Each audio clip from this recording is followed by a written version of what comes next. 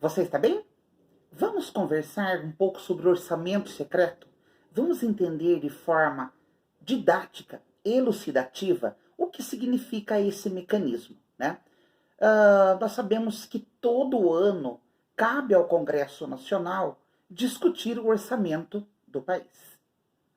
É uma das principais ações do Congresso Nacional discutir o orçamento. E esse orçamento, né, parte desse orçamento, eles vão virar emendas, que são aí complementos, né, complementações que vão aí né, ajudar muitos parlamentares, né, como senadores e deputados, a usarem esses dinheiros, né, esse dinheiro, essas verbas, lá nas suas localidades, onde está faltando, né, de repente construção de uma creche, de um posto de saúde. Essa emenda ela é constitucional, né? Essa emenda ela é para estas especificidades dos congressistas, dos parlamentares, que são os deputados e senadores escolhidos por nós, por você, por mim, por nós, né?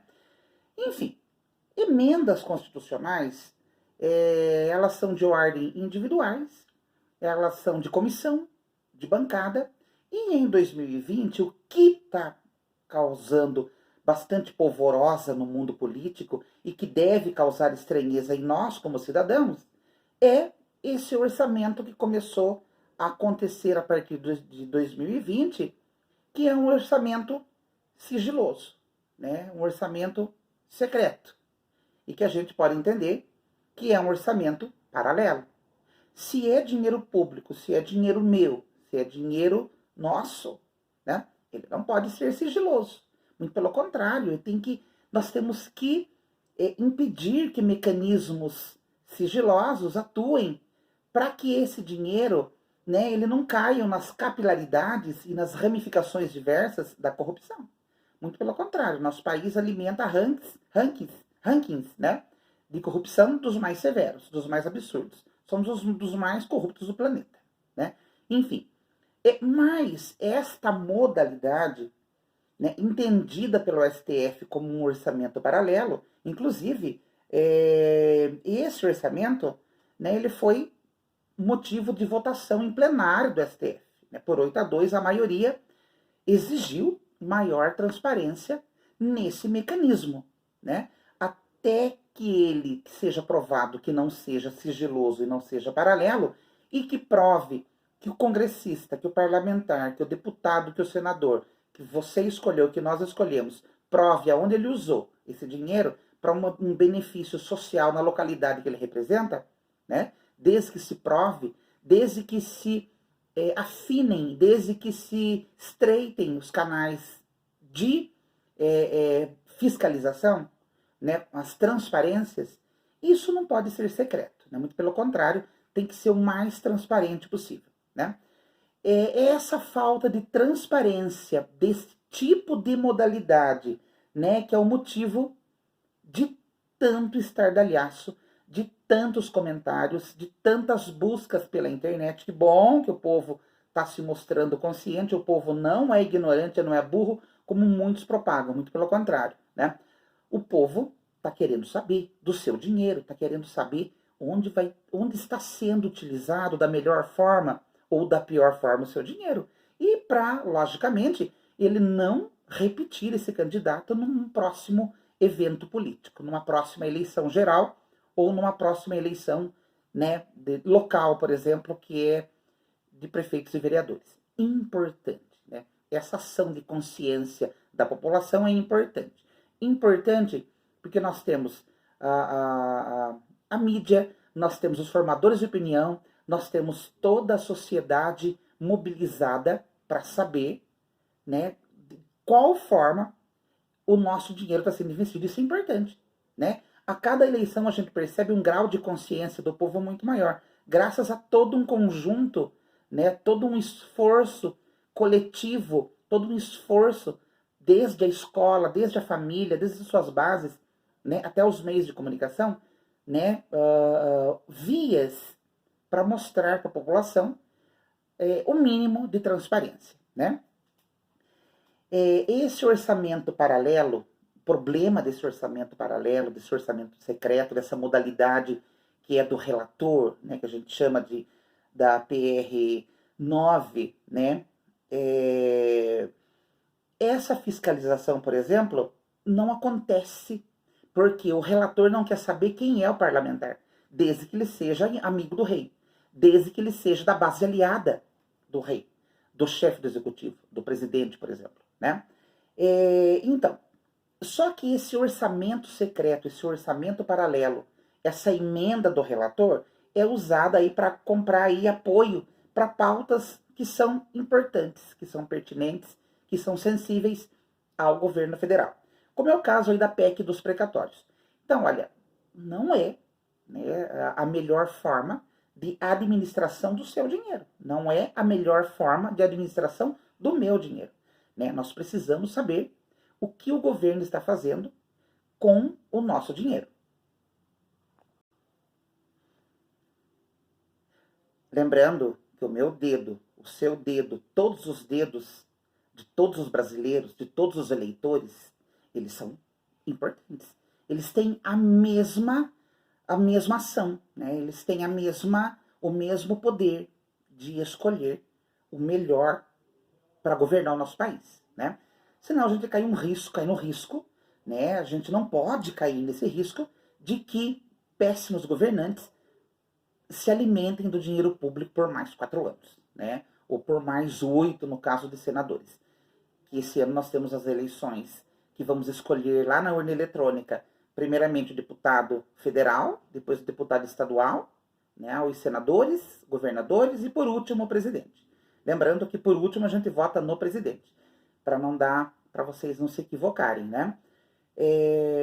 Então essa verba direcionada aí pelo relator do orçamento, né, vai para estados e municípios, e os parlamentares que pedem esse recurso, né, o relator, eles ficam ocultos. O relator, que é o presidente da Câmara, né, geralmente o presidente da Câmara, ele não precisa informar quem é o autor do pedido, desde que seja alguém da base do chefe do executivo, né? E essa falta de transparência, muito pelo contrário, apregoada na Constituição, né, essa falta de isonomia, é que torna esse orçamento motivo de muito barulho. E a gente precisa fazer barulho. A gente precisa incomodar quem está acomodado. Né? A gente precisa começar já, como diz o provérbio grego, que é metade de toda ação. Nós precisamos nos mobilizar. Né? Não podemos ficar morosos, acomodados. Não somos gigantes adormecidos. Muito pelo contrário, nosso gigante ele precisa acordar. Né? Ele está acordando, ele ficou adormecido, mas ele precisa recuperar suas energias, porque precisamos nos mobilizar. É a única via, é a única forma. Mobilize, movimente aí, né, o seu bairro, movimente a sua escola, fortaleça as instâncias de poder, fortaleça as instâncias coletivas, as coletividades, começando aí com o conselho de sua escola, o conselho do seu bairro. É essas instâncias de mobilização que vão dar o tom de toda uma mobilização geral. É assim, né? Se a gente quer ser universal, como diz Tolstói, vamos começar a cantar a nossa aldeia. Começa do micro primeiro para envolver o macro. Pensamento macro, né? Sempre, mas temos que começar do micro. Essas emendas elas são concentradas aí nas mãos do relator, que é como se fosse um primeiro-ministro, geralmente amigo do rei, né? E de forma oculta libera aí para parlamentares com autorização do relator e com carta branca do rei, não se sabe quem recebeu, quanto que custou aquela obra, né? E essa capilaridade permite desvios, pois é tudo feito no escuro, né, gente? Na base do toma lá da cá. Não se sabe se essa distribuição foi proporcional. E, logicamente, nós temos indícios aí de vários parlamentares embolsando esse dinheiro, usando de forma dúbia, né, de forma criminosa. Então, nós temos as emendas individuais, que para o orçamento desse ano de 2021 está em torno de 9,6 bi. As emendas aí de bancada para os estados, em torno de 7,3 bi. As de comissão são zeradas nesse exercício. E essa modalidade nova aí, que é um mecanismo novo que começa a ser aí utilizada no orçamento de 2020, pandêmico, ano de pandemia, que é as emendas de relator, que, olha, pasmem, se as emendas individuais e são da ordem 9,6 bi, as emendas de bancada 7,3 bi, as emendas de relator, a quarta modalidade, ela é em torno de 18,6 bilhões, né? Ou seja, 18,6 bilhões que vão deixar, por exemplo, de ser aplicadas em outras áreas, como educação e saúde. E para ser usada, para ser deixada, né, para ser usada no obscuro, no obscurantismo. Nós não sabemos quem é o parlamentar que está utilizando essa obra, essa verba, né, gente, para realizar que obra? Muitas vezes aí atrelando-se com pautas do governo, né, pautas sensíveis ao governo. E o STF formou a maioria aí para suspender o pagamento do orçamento secreto, mas a ministra Rosa Weber acabou cedendo aí, né? Nós temos informações, acabou cedendo, estão aí nos noticiários, para a continuação de algumas ações desse orçamento secreto. Então é isso, vamos continuar acompanhando essa movimentação, continuar acompanhando e querendo saber essas apurações, cabe aí ao próprio legislativo, né, gente, acompanhar essas ações, erradicar essas emendas de relator ou torná-las mais transparentes. Cabe ao STF também, com um outro ente harmônico para fiscalização e para punição de possíveis desvios, como a gente já percebeu que aconteceram inúmeros, né? Para que essa emenda não seja sigilosa e não seja secreto. Se é democrático, não pode ser secreto. Se é público, não pode ser sigiloso. É isso aí. Até mais, pessoal.